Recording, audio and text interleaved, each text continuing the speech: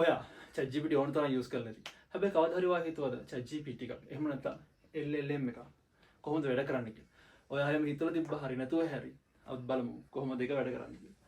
Large language model එහෙම නැත්නම් LLM එකක් කියන්නේ අපි human readable language එකෙන් අපි input එකක් දුන්නාම එහෙම නැත්නම් ඒ කියන්නේ English හරි සිංහල හරි ඕනම language එකෙන් input එකක් දුන්නාම එයා ඒක process කරලා තවත් human readable language එක generate කරන එකට අපි large language model කියලා කියනවා.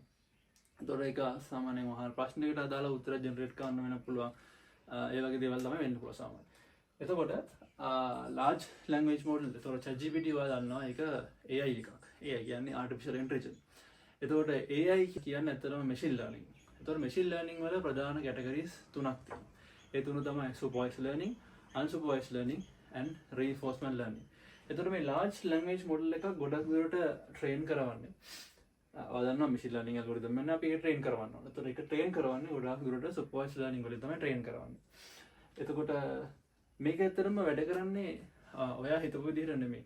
ඒ කියන්නේ ඔයා හිතන්න ChatGPT කියන්නේ LLM එකකට මොලයක් වගේ නම් අපි ඒකට ප්‍රශ්නයක් ඇහුවට පස්සේ එයා ඒක රීඩ් කරලා හිතලා එයාගේ උත්තරේ හිතලා එයා ටයිප් කරලා තමයි ටෙක්ස්ට් එක අවුට්පුට් කරනවා වගේ වැඩක් නෙමෙයි වෙන්නේ. ඒකේ වෙන්නේ ඇත්තටම ඔයාගේ ප්‍රශ්නට අදාළව ඊළඟ ටෙක්ස්ට් එක ජෙනරේට් කරන එක තමයි එයා වෙන්නේ. ඒතර උදාහරණයක් විදිහට ගත්තොත් මෙන්න මේ සරලම උදාහරණයක් අපි ගමු sky is. හරිද? sky is කියලා දෙනවා. අපි large language model එකට මේ මෙන්න මේක දුන්නාට පස්සේ එයා හදන්නේ ඊළඟ වචනේ predict කරන්න. sky is blue කියලා අතන predict කරනවා. මුලින්ම එතකොට ඔයගොල්ලෝ දන්නවා මේක දැන් supervised learning එකක්. ඒ කියන්නේ මෙතන එයා මුලින්ම කරන්නේ මෙතනට arbitrary මොකක් හරි sky is අපි ගත්තොත් මෙතන මෙහෙම මකලා sky is cat කියලා එයා මුලින්ම predict කරනවා.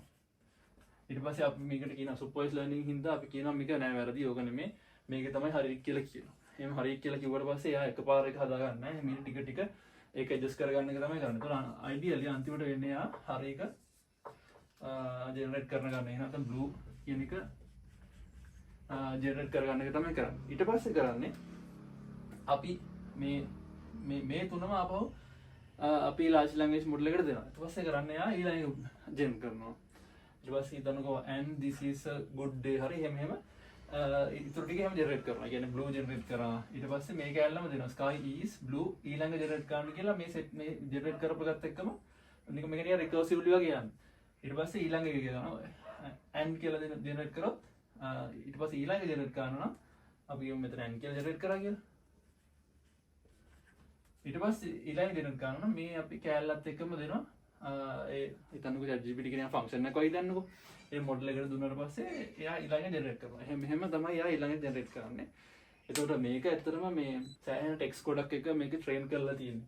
මෙතන මේ large කියන මොඩල් එකකින් ඇත්තටම අදහස් වෙන්නේ ඒ කියන්නේ මේක ඒ තරමට ට්‍රේන් කරලා කියලා. ඒ කියන්නේ දැන් ඔයා හිතුවොත් ඔයා පැය 24ම ඔයා ටෙක්ස්ට් මේ ලෝකේ තියෙන ටෙක්ස්ට් රීඩ් කරලා පොත් කියවලා දැනුම එකතු කරගත්තා වුණත් ඒත් මේකට සම්මන ගන්න බෑ. මේක ඒ තරමට ගොඩාක් ටෙක්ස්ට් එක එයාව ට්‍රේන් කරලා තියෙනවා. ඒකට එහෙම ට්‍රේන් කරලා තමයි මේ වගේ හරි උත්තරේ ලස්සන උත්තර ඒ කියන්නේ ඊළඟ වචනේ හරියට ප්‍රෙඩික්ට් කරන්න එයා ඉගෙන ගන්න. සෙන්ටෙන්ස් එකක් දුන්නාට පස්සේ ඊළඟ වචනේ හරියට ප්‍රෙඩික්ට් කරනවා. ඊට පස්සේ ඒ ප්‍රෙඩික්ට් කරපු එකත් එක්කම ආපහු අපි දෙනවා ඒකට. ඊට පස්සේ එයාට ඊළඟ වචනේ ප්‍රෙඩික්ට් කරන්න.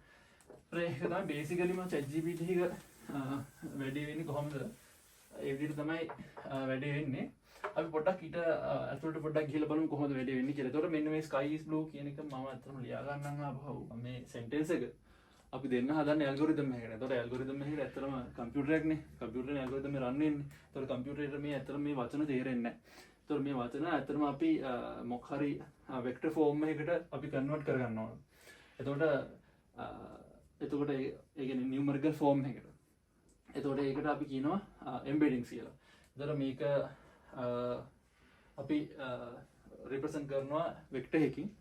ඒ කියන්නේ මේ ස්කයි කියන එකනවට මේ වගේ මොකක් හරි වෙක්ටර් එකක් තියෙනවා කියලා හිතන්නකෝ. ඒ කියන්නේ දැන් උතර මෙහෙම වෙන්නේ මේක ඇත්තටම අපි මේ එක වචනයක් අපි මේ ඩයිමෙන්ෂන් ස්පේස් එක රිප්‍රසන්ට් කර ගන්නවා වගේ තමයි වෙන්නේ. එතකොට ඩයිමෙන්ෂන් එක කියන්නේ මොකද්ද? අපි ගත්තොත් එහෙම 2 dimension එකක් ගන්න ඕගොල්ලෝ දන්නවා xy ඇක්සිස් එක තියෙන ඔයගොල්ලෝ වුණතොන් දැකලා ඇති. මේක x මේක y. එතකොට මේ xy කියන්නේ ඇත්තටම මේ 2 dimension. එතකොට මේකේ තව ඕන 3 dimension විදිහට මෙහෙම මේ ගන්න පුළුවන්. මේක මේ විදිහට આવොත් මේක ඉසෙට් කියලා ගත්තොත් දැන් මේක 3 dimension එනවා.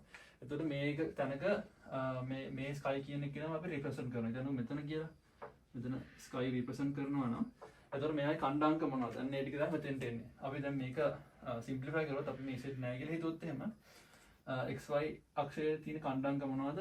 එතන මෙතන 0.5 0.6 නම් ඒක තමයි මෙතන මෙහෙම දාලා. ඊටු ඊට පස්සේ ඉසෙට් තියනවා නම් ඒ ඉසුඩුත් මේ ඉතුරු ටිකට මෙහෙම නවා. එතකොට මේක ඇත්තටම මේ 3 dimension නෙමෙයි ඇත්තටම ලොකු dimension එකේ තමයි මේක represent කරන සාමාන්‍යයෙන් 12000 ඒ වගේ ලොකු dimension ඇත්තටම යනවා. එතකොට ඒ වගේ dimension එකක මේක ඇත්තටම 12000ක් වුණත් මේ 12000 10000 එක එක වෙනස් වෙනවා. ඒ වගේ level එකක නිකන් මේකේ තියෙන්න පුළුවන්. එතකොට එහෙම තමයි මේක අපි මේ word එකක් අපි numerical form එකකින් represent කරගන්න. එතකොට මේ vector embeddings generate වෙද්දී අපි නිකන් ඔහේ ජෙනරේට් කරලා දාන්නේ නැහැ. ඒ කියන්නේ නිකන් මෙහෙම රැන්ඩම් වැලියුස් මේක assign කරන්නේ අපි මේකට තේරුමක් ඇතුව තමයි assign කරන්නේ. ඒ කියන්නේ මේ similar meanings තියෙන වචන අපි එක මේ vector space එකේ එක ළඟ වෙන්න තමයි අපි මේ values ටික set කරගන්නේ. ඒ කියන්නේ උදාහරණයක් විදිහට අපි ගත්තොත් එහෙම මෙතන හිතන්න අපි cup කියලා ගන්නවා කියලා. දැන් මේ cup කියන එකට similar word එකක් තමයි සාමාන්‍ය අපි similar කියන්නේ අපි එක ළඟ යන word එකක් තමයි mug වගේ දෙයක්. ඒතර අපි හිතමු mug එක කියලා. mug එකත් අපි මෙන්න මේ හරියෙන් mug එකත් මේ හරිය සෙට් වෙන තමයි අපි ලියා ගන්න. ඊට පස්සේ තුමු මේකට අදාළම නැති දෙයක් කියලා අපි හිතමු window හරි man කියලා ගන්නවා. man මේවට අදාළ නැත්තම් man ටික දුරින් තමයි මෙහෙම සෙට් වෙන්නේ. ඒතර මේ හරිය නම් man මේ හරිය තමයි ඉන්නේ. ඒතර මෙතන මේ cup එක mug එක ගත්තොත් නිකන් similar values වගේ තමයි තියෙන්නේ. man එකත් එක ගත්තොත් දුරස් values තමයි තියෙන්නේ. ඒතර ඒක machine learning algorithm එකේ ඒක train වෙද්දී ඒක හදා ගන්න. ඒතර මේ embeddings generate කරන්න අපිට එක එක models ගන්න පුළුවන්. word to vec ඒ වගේ models තියෙනවා. ඒතර හැබැයි මේ LLM එකක් නම් ඒගොල්ලෝ එහෙම third party ඒවා ගන්න නැහැ. ඒගොල්ලෝ use කරන්නේ කෙලින්ම ඒගොල්ලෝගේ architecture එකේම තියෙනවා මේ vector embeddings generate කරන mechanism එකත් ඒගොල්ලෝ ඒ architecture එකටම දාලා තියෙනවා. ඊට පස්සේ අපි එමු මේ ඊළඟ වැඩේට. ඊළඟ දේ තමයි මෙන්න මේ වාක්‍ය ගත්තොත් එහෙම මේ ඔයාලට පේනවා ඇති මෙන්න මෙතන මේ he sat on the river bank කියලා දෙනවා. ඒතකොට bank කිව්වහම අපිට තේරුම් ගන්න අමාරුයි මේක මේ බැංකුව කියන්නේ සල්ලි තියෙන බැංකුවද එහෙම නැත්නම් river bank එකද කියලා. ඒතකොට මේ sentence එක අපි කියවොත් අපිට තේරෙනවා river bank එක කියලා. හැබැයි එතකොට ඒ වගේ දැන් මේ word එකට contextual meaning එකක් තියෙනවා. මේ context එකේ මේ bank කියලා කියන්නේ අතරම river bank එක. not the actual bank. ඒ කියන්නේ actual bank එක නෙවෙයි. එතකොට මේ වචනේ තේරුම් ගන්න මේ වගේ කියන්නේ දැන් හිතන්නකෝ මෙන්න මේ river කියන වචනේ හරි වැදගත්. එතකොට මේ වචනේ තේරුම් ගන්න අනිවාර්යයෙන්ම මෙන්න මේ river කියන එකනාගෙන් attention එකක් එන්නම ඕන මෙයාව තේරුම් ගන්න හැම. set වගේ හොඳයි. ඒ වගේ එක attention. ඒතර මේකට කියනවා මේ attention mechanism එකක් කියලා. ඒතර මේ large language models වල ඒ attention mechanism එකත් ඇත්තටම වෙනවා. ඒතර basically වෙන්නේ ඔය මේ large language model වල තියෙනවා මේ attention layer කියලා. එතකොට අපි හිතුවොත් මේ උදාහරණයක් අපි ගත්තොත් එහෙම මේක අපි මෙහෙම input කරනවා. මේක input කරනකොට මුලින්ම අර embedding layer එක හරහා යනවා. අපි ගත්තොත් මෙහෙම embedding layer කියලා. මේ embedding layer එක හරහා යනවා. හරහා ගියාට පස්සේ ඊට පස්සේ තියෙනවා අපි මෙහෙම මේ weights. කියන weights කියන්නේ වා හිතන්න මෙහෙම නිකන් ඒවෙන් තමයි ඇත්තටම මේ machine learning algorithm එකක් tune වෙන්නේ. ඒ කියන්නේ මේක කොච්චර දුරට මේ output එකට බලපානවද ඒ වගේ දේවල් අපි tune වෙන්නේ machine learning algorithm එකේ tune වෙන්නේ ඒවා. ඉතින් අපි මෙතන train කරද්දී එයා කරන්නේ ඒවා adjust කරගන්න එක. ඒතකොට මේවා ඇත්තටම මේ weights කියන එක ගොඩාක් තියෙනවා. ඒ කියන්නේ මිලියන ගාණක් වුණත් තියෙන්න පුළුවන් මේ large language model එක වුණත් සහ neural network එකක් වුණත් එතන තියෙන මෙතන neural network එකක්. ඒකේ තමයි මේ weights ටික තියෙන්නේ. ඊට පස්සේ මම කතා කරා දැන් අර attention layers ඒවත් තියෙනවා මෙහෙම. මෙහෙම මේ attention layers තියෙනවා. ඔහොම තියෙනවා. ඊට පස්සේ ආපහු repeat වෙනවා attention layer තියෙනවා. ඊට පස්සේ නිකන් feed forward layers තියෙනවා. ඒක ලොකුට ඇත්තට තේරුම් ගන්න ඕනේ නැහැ. මේ වගේ අපි මේක roughly කතා කරන හින්දා feed forward layers තියෙනවා. ඒ වගේ මෙහෙම මේ වගේ layers ගොඩක් තියෙනවා. ඊට පස්සේ අන්තිමට තියෙනවා layer එකක්. ඊට පස්සේ ඒ layer එකේ තියෙනවා අන්තිමට මේ ඒ layer එකේ කරන්නේ මේ ඊළඟ වචනේ predict කරනවා. ඊළඟ වචනේ predict කරනවා කියලා කරන්නේ එයා අපි දැන් මෙහෙම vocabulary එකක් තියෙනවානේ. ඒ කියන්නේ අපි කතා කරා දැන් අර මෙහෙම මේ embeddings generate කරනවා කියලා.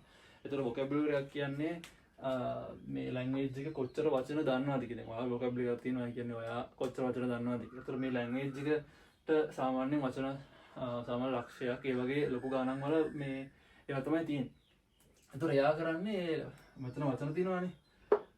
එතන හිතන්නකෝ දැන් අර කලින් උදාහරණ sky is නේ. එතකොට ඊළඟට මෙයා හිතන්න මෙන්න මේ blue කියන එක්කිනාට blue red හරිද put කියලා තියෙනවා band කියලා තියෙනවා. එතකොට idea එයා මෙයාට කරන්න මේ මෙතන එක එක numbers මෙයා predict කරන එක තමයි කරන්නේ. එතන එන්න පුළුවන් අපි හිතමු අපි ගත්තොත් 0.7 හරිද red අපි red එකට අපි ගත්තොත් 0.5 ඒ වගේ put කියන එක්කිනාට -16 ඒ වගේ එහෙම values predict කරන එක තමයි කරන්නේ. එතකොට මේකේ සාමාන්‍යයෙන් අපිට පස්සේ මෙතෙන්ට මේ වගේ මෙහෙම values ආවට පස්සේ මෙතන අපි තව layer එකක් දානවා මේ softmax layer කියලා. ඒක softmax.